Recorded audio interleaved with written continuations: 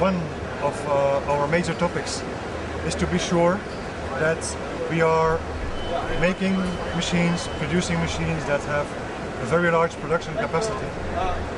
Once you are printing 1.5 million pages a month, you really have to be sure that if it is short-living paper material, like transactional printing or direct mailing, that when that paper comes back to the paper recycling plant, that it doesn't give any problems for the paper recycling process.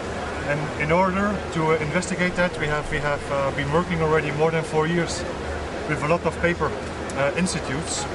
One amongst them is the Darmstadt University. We have looked very much into detail about the inkability behavior of offset printing versus digital printing, amongst them dry toner versus liquid toner versus inkjet printing.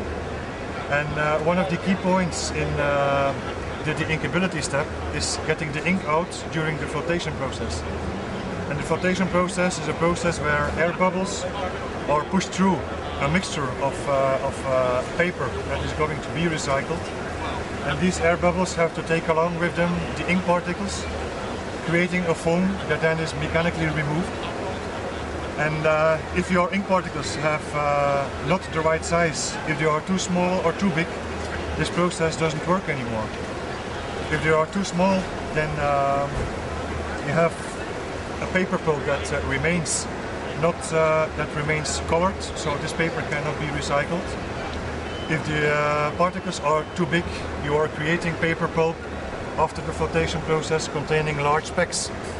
And in both cases this gives a lot of problems in the inking plants. What I'm trying to tell here is that all dry toner printing processes, being it from Xerox, from Zycon, from Canon or from Kodak, really does not give any problems with paper recycling, in contradiction to some other liquid toner or inkjet processes that still have to do a lot of work, a lot of R&D to get these problems solved.